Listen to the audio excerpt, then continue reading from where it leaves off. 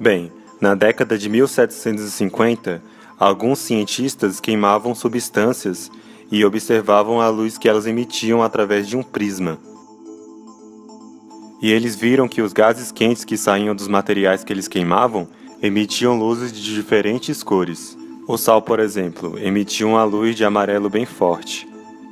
Só que acontecia uma coisa bem estranha. Também apareciam alguns materiais que não aparecia quase nenhuma cor. Ficava praticamente tudo em preto, apenas alguns feixes de cor apareciam. E ao chegar mais ou menos na década de 1800, perceberam que o espectro era uma excelente forma de detectar e identificar os elementos que eles queimavam. E em 1814, Joseph Fraunhofer descobriu muitas linhas escuras no espectro de cores do Sol. Mas o motivo do porquê essas linhas escuras apareciam, ninguém sabia. Foi quando, 100 anos depois mais ou menos, os cientistas queimavam objetos sólidos e eles observavam as cores de luz que esses objetos emitiam.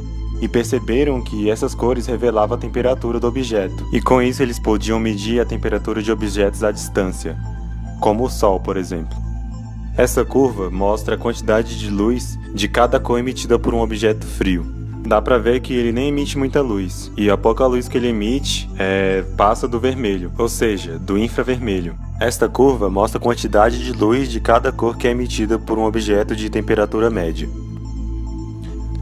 É emitida mais luz nos comprimentos de onda laranja, amarelo e verde. Essa terceira curva é de um objeto muito quente. A maioria da luz é emitida na extremidade do azul ali do espectro. Podemos ver isso melhor num experimento feito num forno especial, que dentro do forno a luz e o calor existem em forma de ondas estacionárias.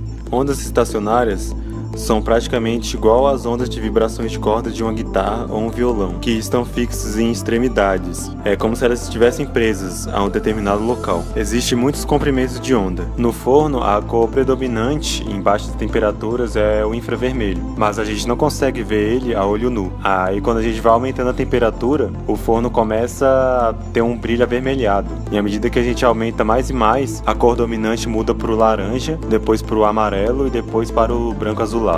A distribuição de energia na luz desloca-se para comprimentos menores à medida que a gente aumenta a temperatura. Mas aconteceu uma coisa diferente. Eles esperavam que os comprimentos da onda chegassem sempre ali no extremo do violeta, quando eles aumentavam a energia. Só que isso não aconteceu. Quanto mais eles aumentavam a energia, começava a desaparecer do espectro, subindo acima do ultravioleta.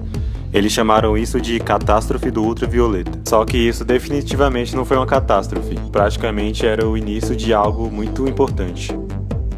Um grande cientista chamado Max Planck descobriu uma maneira de explicar esse fenômeno. Ele falou que a energia contida nas ondas estacionárias dentro do forno não era e nem podia ser uma quantidade qualquer de energia. Ele falou que a quantidade das energias dessas ondas estacionárias tinha que estar limitada a alguns valores específicos de energia para cada cor. Por exemplo, uma onda estacionária de luz azul. Ela poderia ter valores diferentes, a partir de 0, 3, 6 ou 9. E por aí vai, na medida que você vai aumentando a temperatura do forno. Quanto mais você acrescenta energia, ou aumenta a temperatura do forno, mais as cores vão mudando e alterando seus estados. Ou seja, cada cor é resultado de um estado de energia que você acrescenta a ela. O nome dessa energia é chamado de electron-volt, que é a energia igual ao número inteiro, N, multiplicado pela constante de Planck, H. multiplicado pela frequência da luz, Ni, que é a 13ª letra do alfabeto grego, que simboliza a frequência de onda. Para a luz azul será qualquer número inteiro multiplicado por 3 electronvolts, ou seja, os valores de energia da luz azul não podem ser igual a 1, 2 ou 4 electronvolts, que mostra que a energia só podia ter valores específicos, e isso deu início à mecânica quântica, que significa que a energia pode ser quantizada. A conclusão de Planck que a energia da luz está quantizada foi rapidamente aproveitada por Einstein para explicar um fenômeno muito estranho. Sabia-se que se você jogasse luz numa placa metálica, podia levar à libertação de elétrons, mas a luz tinha que ter uma cor específica mesmo para libertar um só elétron. Podia-se jogar uma luz um tempo infinito numa placa, mas se não fosse da cor certa, os elétrons não se libertavam. Então Einstein concluiu que quando ele jogava a luz na placa, ela tinha que estar em uma energia específica para que conseguisse libertar elétrons da placa. Caso contrário, o elétron ficava ainda preso na placa metálica. E como Planck tinha sugerido, o comprimento da onda e a frequência da luz era uma medida das quantidades de energia em cada um desses valores específicos, ou como eles diziam, pacotes de energia. E foi só nas primeiras décadas do século XIX que a estrutura dos átomos começou a ser classificada. Niels Bohr propôs o primeiro modelo do átomo de hidrogênio. No modelo de Bohr, o elétron orbitava o núcleo como se fosse um planeta a girar em torno do Sol. E ele usou a teoria de Max Planck sobre a quantização de energia. Falava que o elétron só podia ocupar órbitas a certas distâncias do núcleo, e que os elétrons irradiavam energia quando eles passavam de uma órbita para outra, falando que a radiação dessa energia revelava as órbitas permitidas. Os comprimentos de onda da luz absorvida e reirradiada pelo hidrogênio já tinham sido estudados com rigor naquela época, mas ninguém sabia explicar. Essa é uma amostra de um espectro de absorção e um espectro de emissão. O modelo de Bohr foi muito bom, porque ele previa os valores das órbitas e previa os comprimentos de onda das riscas do espectro do hidrogênio. Mas ninguém sabia por que essas órbitas eram permitidas. Foi em 1924 que Louis de Broglie mostrou que as partículas também eram ondas, como a luz, que Einstein, Planck e Compton confirmaram por conta do experimento de Thomas Young.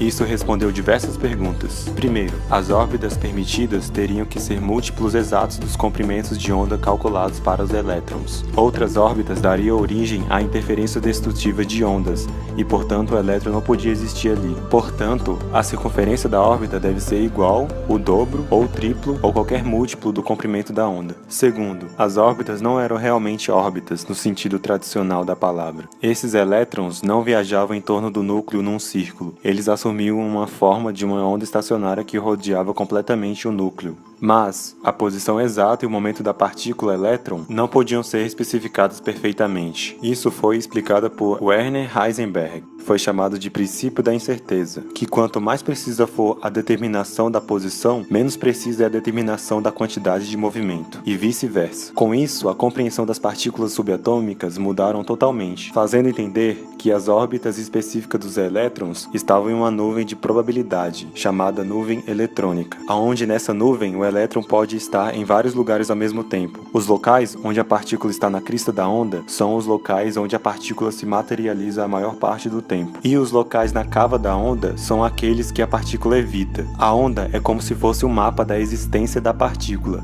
e conforme a onda muda, a partícula muda também.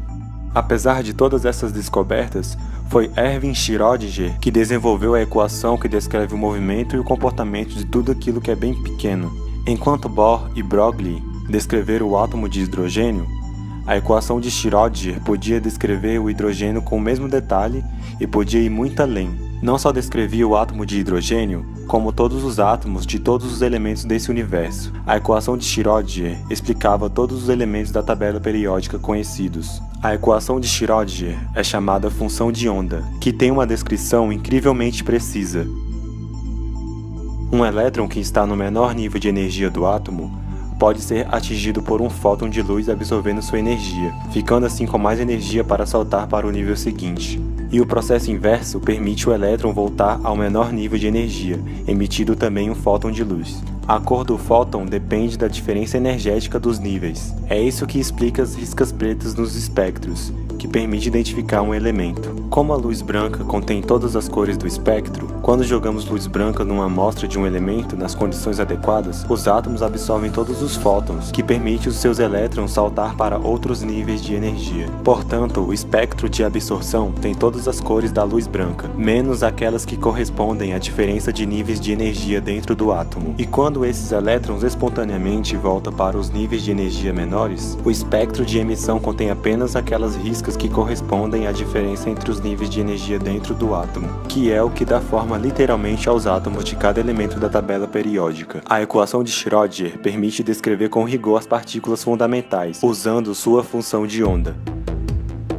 Existe uma propriedade dos elétrons chamada spin. Podemos pensar nos elétrons como pequenas setas, que só podem girar de dois modos, ou virados para cima ou de cabeça para baixo. Isso faz com que apenas dois elétrons podem ocupar cada um dos níveis de energia de um átomo, um com spin up para cima e outro com spin down para baixo. E os outros elétrons do átomo têm que ocupar níveis de energia sucessivamente superiores, que foi chamado de princípio da exclusão de Pauli, que foi uma ideia proposta por Wolfgang Pauli. Se não fosse isso, os elétrons ocupariam o menor nível energético, e os átomos teriam um comportamento muito diferente do que vemos. O fato é que essa propriedade chamada spin também está quantizada, e devido ao spin, todas as partículas pertencem a uma dessas duas famílias. E foi aí que começaram a classificar e organizar as partículas subatômicas. A família que constrói os átomos, que são os elétrons, prótons, quarks e nêutrons, são partículas de spin semi-inteiro, ou seja, que não são números contínuos. Elas são chamadas de fermions. A outra família tem spin 1, 2, 3, 4, 5 e etc. Ou seja, um número contínuo, que são os fótons, os gluons, os gravitons, e são chamadas de bósons. Ao contrário dos fermions, os bósons não obedecem o princípio da exclusão de Pauli, e os grupos com muitos bósons reúnem-se no menor estado energético possível, por isso elas são bem mais difíceis de serem captadas. Se os bósons obedecessem o princípio da exclusão de Pauli, muitas das maravilhas modernas não existiam. A tecnologia é baseada totalmente em cálculos da mecânica quântica, como por exemplo os lasers. Eles requerem um enorme número de fótons que estejam ao mesmo estado ao mesmo tempo. Existem estranhezas na mecânica quântica que mudam totalmente a nossa percepção do mundo. Uma delas é o entrelaçamento quântico e o colapso da função de onda. O entrelaçamento quântico ocorre quando duas ou mais partículas interagem as suas funções de onda e ficam entrelaçadas, fazendo com que alguma das propriedades de cada partícula dependa agora daquilo que acontecer a outra partícula. Mesmo em qualquer distância possível que a colocarmos, elas continuam em entrelaçamento e têm ainda propriedades interdependentes. Mas, quando uma das partículas é examinada para se averiguar qual é a sua propriedade individual, desentrelaça-se instantaneamente, que os físicos falam que se dá o colapso da função de onda. E também a outra partícula tem suas propriedades codependentes desenlaçadas e determinadas. Por exemplo, podemos montar uma fonte que emite pares de elétrons cujo spin é dependente e oposto um do outro. E nenhum dos elétrons sabe em que estado de spin está. Ambos alternam entre spin up e spin down, mas as suas funções de onda estão em entrelaçamento, de forma que quando um elétron é perturbado e fica num dos estados de spin, digamos, em um spin up, então o outro elétron instantaneamente passa a estar no estado de spin down. E esse colapso instantâneo acontece quer os elétrons estejam muito próximos ou muito distantes. Isto verdadeiramente parece muito estranho, só que existe uma série de tecnologias modernas que dependem fortemente dessas estranhezas, como a computação quântica, a criptografia quântica e o teletransporte quântico.